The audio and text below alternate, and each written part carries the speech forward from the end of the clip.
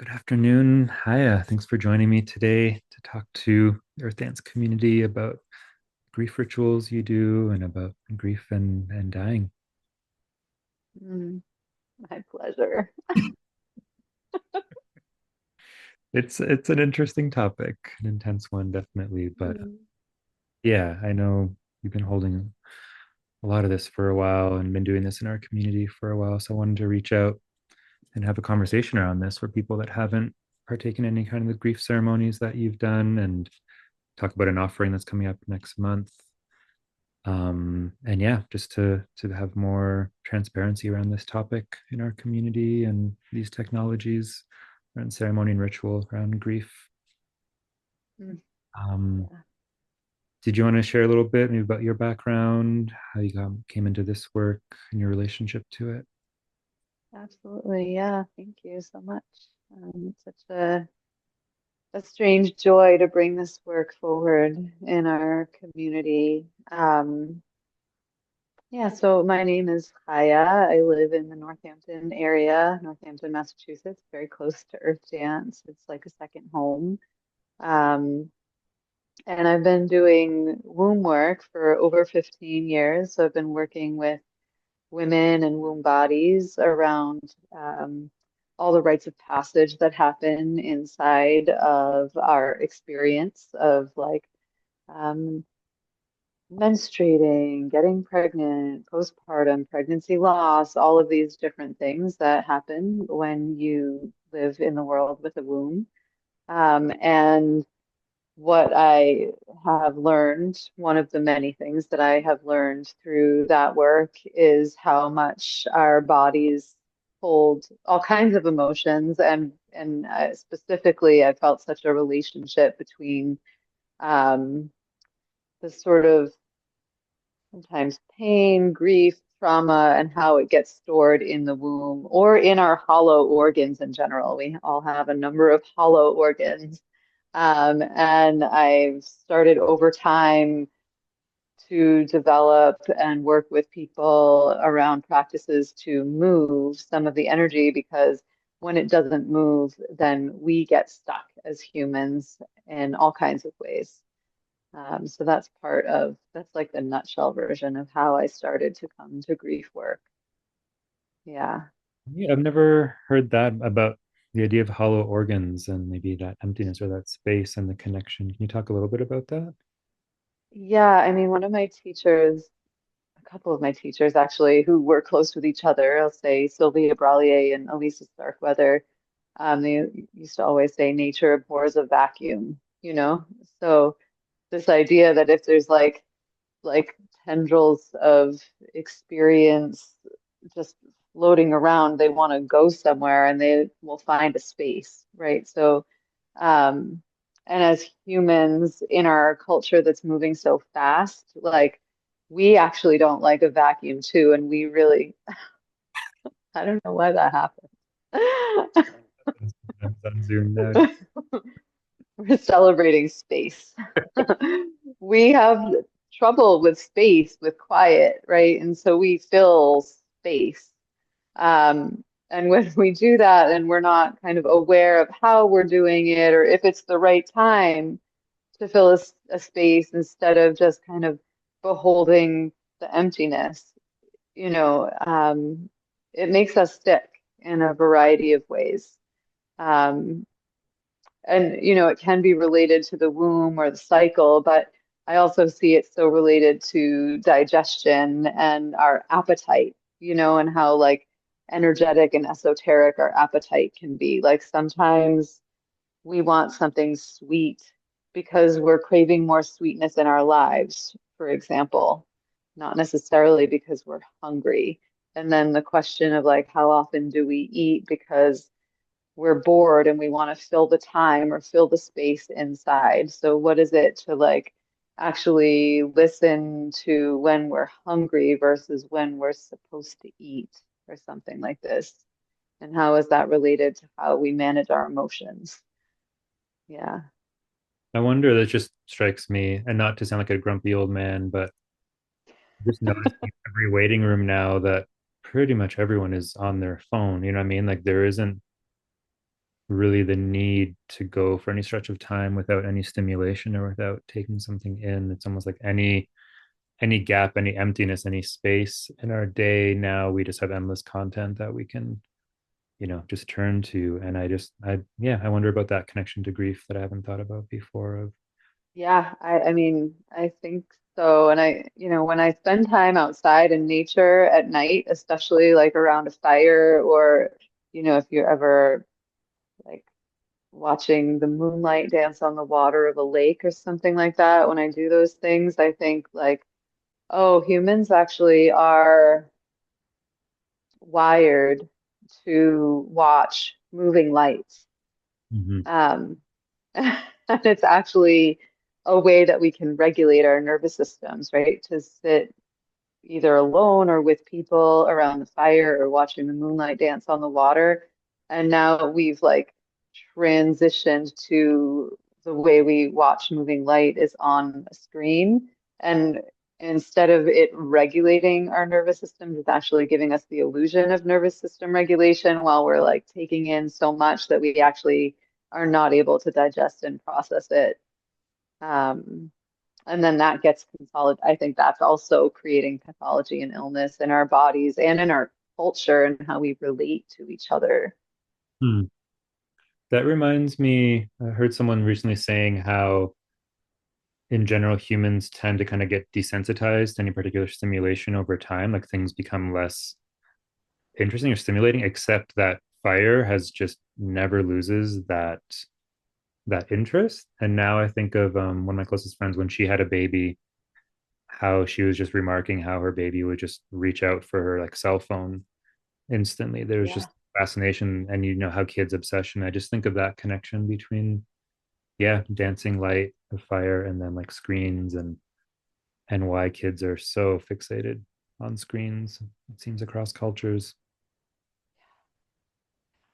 I have, I don't live out there anymore. I haven't been able to be at one of your grief ceremonies, but fire is an element in them.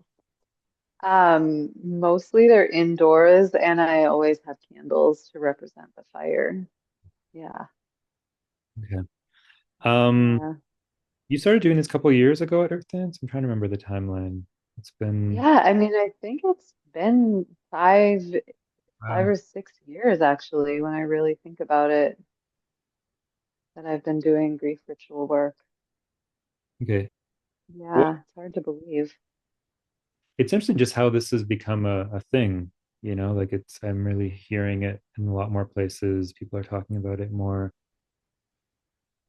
Um, you you're making an offering at Earthdance next month at the end of February, February 27th to March 2nd, a long weekend called Grieving Ourselves Whole. Do you want to talk a little bit about that and what the experience people might have if they came to that? Yeah, yeah, I'm really excited about this. We've been dreaming into it for a long time. Charlotte Collins and I have developed it together. She'll be there to co-facilitate a full day ritual that will happen Saturday of that weekend, a full day grief and song ritual, and the rest of the weekend will be facilitated by myself and Kaitlyn Cronin. And we have some sweet and tender and like deep embodied practices to really get into where we feel grief in our bodies, how we can start to like prime these channels, kind of waking up a place that has been dormant in our culture, and really to normalize, like, a lot of people have asked me, like, why do grief rituals? Why grieve in community? Um, and what it's like I started to do grief rituals, and then, I am evolving in how I hold this work as I do it more and learn more. Um, and more recently, I've been reading about just how so many cultures, intact cultures in the past, would have a grief ritual with every rite of passage because as we go through life and we, move to the next phase, the next evolution, um, it's amazing to embrace the next evolution. And then there's also a loss, right? Like, and I often do use things related to the womb as metaphors and examples because it's what I work so closely with so much of the time. But I think about like when girls start to menstruate, what a powerful time to come into like the next incarnation of self, and then also like what a loss of innocence, and to actually have that part marked as you're moving forwards. Like it's beautiful to celebrate like the growth and the evolution, and also to let ourselves fully embody that evolution. I think it's so important to grieve what we're losing too. Otherwise, that part just kind of lingers behind us, kind of tugging a bit. Mhm. But if we can really let ourselves feel the loss of that part, then we can actually like let it go and still love it. And then we can actually still be connected to our innocence, right? And same like when you give birth, you become a mother, you can still be connected to the wild child part of self if you can let yourself grieve the loss of how that's going to show up in your life while you're changing diapers, leaking milk everywhere. I'm wondering because over the years I've really come to recognize the difference and the power of being witnessed and witnessing in community and groups of people versus solo. And both have their own medicine, but I do feel like grief is one particular technology. Like, yeah, grieving is a technology that a collective nervous system, I think, is able to process so much more. So I'm just wondering about, yeah, doing these kind of public events in community, that element and why it's so important. Yeah, I mean, I think you kind of named it in a certain way. I feel like grief is really meant to be witnessed. And I'm not saying like don't cry alone, right? Like that needs to happen too sometimes. Um, and there's just like you said, there's just such a power in doing that in community and being witnessed because really my grief is your grief, is their grief, is our grief. And when we can really, I think sometimes of grief work, and I know the word activism is charged, but I think about it like activism. If we can come together with the idea also that all of our griefs belong and grief, I mean, all of our griefs belong. um, that can be so healing to some of the ruptures, I think, that we experience inside of our community that are so much fueled by like scrolling on the moving light box, right? Like, if we can come together to, grieve all the aspects of what's happening in, for example, like Gaza and Israel. Like, if we can have different perspectives on that and come together and be in ceremony and grieve, maybe like for people with different perspectives on these very painful events that are happening in the world, maybe there's some opportunity that can be born from that that will ripple out way beyond this little moment in time and this little ritual that we're having, that we can start to teach through example, that um, we can see each other and have compassion and care for each other, even when we're grieving things that seem on the surface to be in conflict with each other.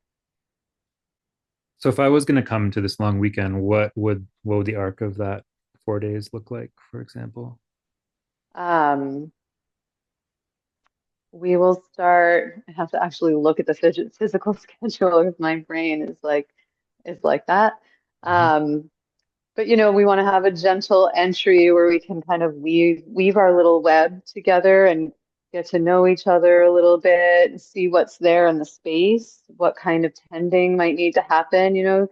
It's such an amazing thing who feels like they want to be at a grief ritual for a day, for a few hours, for a whole weekend.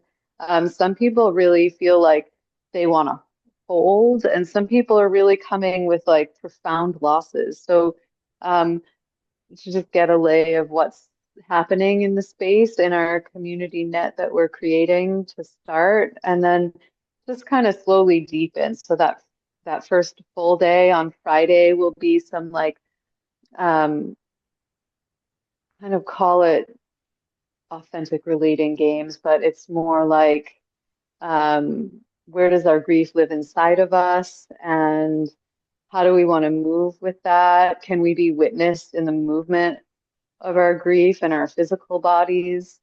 Um, we're exploring that afternoon. We're gonna do something called Death and Chocolate, which Kaitlyn could speak more to. That's like her thing, and she's bringing it in, and we're weaving exactly what that ritual is going to look like. And some things need to stay in the mystery until they unveil themselves in present moment time.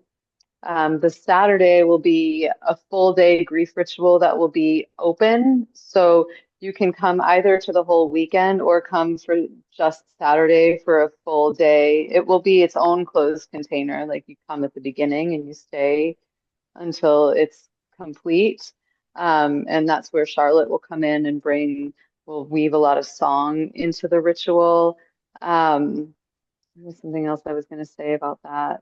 Oh, that the web that we're weaving of the smaller group, like we have a structure for the full day weekend, but the participants of that whole weekend will support in the creation of the full day ritual. And it's always essential in how I hold grief rituals that no matter who is holding, there's always space to go in. Um, I don't ever hold rituals that I can't go into if I don't want to. I make sure still the space is going to be well tended, but that everybody's grief belongs, and the facilitators aren't necessarily separate from that. We don't facilitate because we've evolved beyond needing to process our grief. It's like quite the opposite, really. We're very much like um, alive and embodied inside of our own grief journey that's so related to like the personal and the collective for all of us all the time, I think, if we're awake. Oh, sounds juicy. Yeah. I'm curious about the death and chocolate part as well. And Yeah, me too. I haven't gone to one of Caitlyn's Death and Chocolate ones, but what I can say, if you don't know Kaitlyn, I'd like to share a little personal experience with Kaitlyn that some people who are watching this know this already, but my son's father passed away just about a month ago. And I knew that Kaitlyn was doing death doula work and hadn't actually done it in real time yet. Like she's trained as a death doula. So I invited her in, and she came and spent a lot of time with our family, supporting um, my son's father, through his portal into death. And so, in terms of our relationship and facilitation together, I think it's special that we've kind of walked that death journey together very recently. oh, So in that way, I'm excited to come together in this way with her. I didn't realize that she was actually physically, around this process, Oh but yeah, it was a yeah, great mother. And I know Charlotte is an amazing musician and what she brings. totally. Yeah, Um, yeah, I mean, we had tried to schedule this interview several times over the months. And then when Keith's health was obviously deteriorating and it was kind of like hospice stage, we decided to wait until afterwards because, he already had yeah, some very real things to deal with and not just kind of, grief and death as a abstract idea. But I'm curious if you want to share, yeah, about what is relevant about that process with this grief work and how it's supported you. And, I know it's very fresh and that's open ended yeah. forward. You know, it's not over right away. No, I mean, if anything, I'm kind of like, I'm so humbled by this journey with grief that I'm in right now. and take these off. They're actually my prescription lenses and they block the blue light, so I like them when I'm looking at screens, and then it's also nice to see eyes. Um, yeah, I'm so incredibly humbled by the loss of Keith, in ways that I couldn't have imagined. And, I have my own lived experience of being a very sensitive human. It's easy for me to tap into grief. So it's like been in a certain way, very easy, natural extension of my work to bridge into doing grief work and holding these kinds of spaces. And I think it was just yesterday I was thinking like, oh, all my training couldn't have prepared me for what I would experience right now. And um, so in that way, I feel like a very humble student of grief and love. Yeah. Mm. Yeah, I mean, just we've been in touch through this whole process and everything that you've been through. It's I guess I just thought of there's a I don't know if you know the poem, what's it called? A Wild God. Nick Cave's new album is also titled that. But my friend Tom Hirons has a poem, and I just think of death as such a wild God. There's no way to um do it well, if that makes sense, or do it without being messy. It's such a wild ride in my experience as well. And at some point just Death and grief both. I'm sorry. Yeah. no, go ahead. I just like both death and grief are messy, and I think our culture's obsession with like keeping things in their little boxes make it really hard inside of how we think we should be in our culture to um, really give the permission for that wild wolf of grief and death to be Mhm. messy. And I think in that also when we come together as community, maybe with people that we know through dancing together, but certainly maybe not having such profound intimacy as being witnessed, losing our shit, going into this wildness of grief and letting it overtake us, and feeling like it's safe to do so around people that maybe you don't know that well, but there's also such a building of community and resilience and being able to show these parts to each other. Yeah, I mean, I feel truly like we're building a culture or a lineage of grief work in this area at Earthdance, even just to think about how many rituals have happened inside of that building, inside of that room, that like how many people have come so many times, how many people know to remind me to do like whatever it is that I might have forgotten, because we're all, like I'm organizing the rituals and facilitating the rituals, but we are in this soup together. I'm wondering, just on that note, maybe this last topic that we wanted to touch upon, because I think a lot about, modeling things for the generations behind us, that for many of us, we didn't have anything like this modeled for us. And so thinking about children and that tension around like what's appropriate, what's age appropriate, what to expose them to, how to normalize ceremony and ritual for them. And but at the same time, these are intense emotions, and there's also the desire to protect children from extremes. Yeah. Yeah. I mean, it is a topic I feel not 100% clear on how to hold on a certain level in terms of to have children at rituals or not. Like, I mentioned earlier the importance of and the loss of rites of passage and grief rituals that come along with each rite of passage. Um, and I think because we've lost that, we don't have a good context for how to hold children inside of grief rituals. And so far, not a lot of people have wanted or asked, but when they have, what's come up for me is a concern that having children in the space would impact people's ability to let themselves really go deep into their grief in order to protect the children. Um, so it's something I'm still personally in exploration about, um, like how to hold that with children.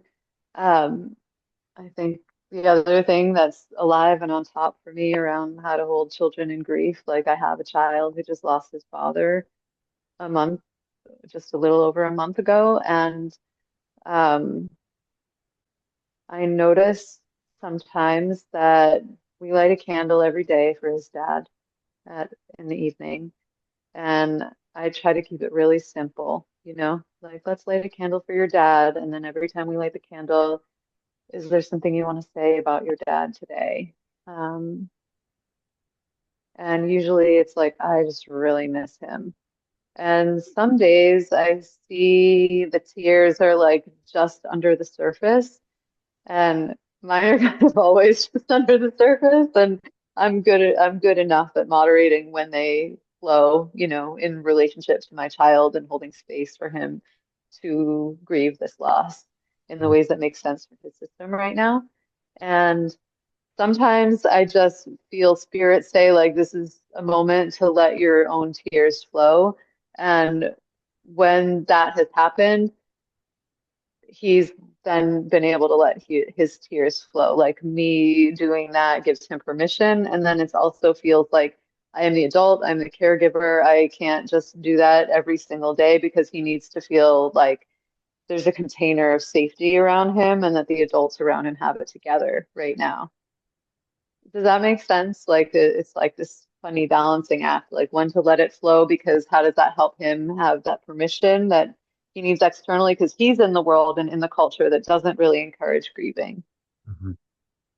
Yeah. Yeah, I think there's growing up in Greek culture where memorial is a really big part of the spiritual practice, the religion. I don't know where it comes from, but we love we love memorializing. There's certain kind of times, like there's the 40 days, there's the 6 months, there's the 1 year, there's a 2 year. Like it's really like it's a lot of scheduled grieving after someone passes. Um, but having gone to kind of, Anglo-Protestant friends, relatives' funerals or friends, there's such a kind of ethic of like you do good if you don't break down, if you don't cry. Like there's a way that like later I remember my English friend's mom's funeral and him being told like you're a good Englishman, you're not crying. Like there's such a strange upside down world of like valuing not losing your shit, not, showing your emotion. And at the same time, I think, yeah, like I've also heard of people whose, you know, parent or parents just crumble after a big loss and never recover and just kind of become totally incapable of functioning and taking care of their children. So that tension of like, how do you hold your shit together enough, but also make it clear that like there's a lot of emotion involved in loss and death and that it's you have to move it and feel it. Yeah, I mean, when you were talking about your cultural heritage as a Jewish woman, I can very much relate to it. And then when you're talking about the juxtaposition between that and Anglo-Protestant, I just had this kind of image of the way that we hold it together. And I just had this image of like everybody walking down a busy road in different directions and like this, and I don't know, there's a way when we tense our bodies like that, that it kind of brings our whole energy systems in and tight. And that this idea of everybody just walking around in tension and isolation. And then I had this imagination of like, what if it could just exhale and we could feel how our systems are connected to the other human body systems, to like this earth plane system that's also suffering in the ways that she is, right? Right. Like what kind of healing is possible if we can actually let go of some of that shit? Yeah, and I'm just thinking between our friends in Asheville last year and now, already we're less than 2 weeks into January and my community in LA and Southern California and all this. And Yeah. I'm almost like, where do we even find the time to grieve when we're literally being displaced? People, friends have lost their home. Yeah. Um, Yeah. and I just think of, I think, our friend Arulu in Asheville was out here a couple months ago just to kind of take a break from Asheville and kind of all the recovery there. And I just think of that, even just providing people space and time to kind of not be in survival Yeah. in order to feel Right. things, to catch up with things that have happened. So I think the idea of coming together, like you said, everyone has some kind of loss, but to come together for 4 days, at a place as beautiful as Earthdance and the land there, in the stillness of winter, um, to just have time, and that gift of emptiness, Yeah. catch up with everything that's befallen us is a big part. I think of also community resilience as well. Absolutely. Well, I love that you're doing this work, obviously, Thank that you. you're sharing it with Earthdance and, with the community and maybe people that haven't been out there for anything yet. Maybe this is their way in. There's so many different ways to move together physically and Totally. emotionally. Totally. Um, so thank you for this work and everything that you've been doing, Yeah.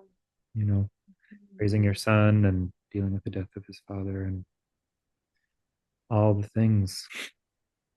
Mm. Thank you for this conversation and for being my friend. Yeah. Okay. Thanks, Haya. Thank you.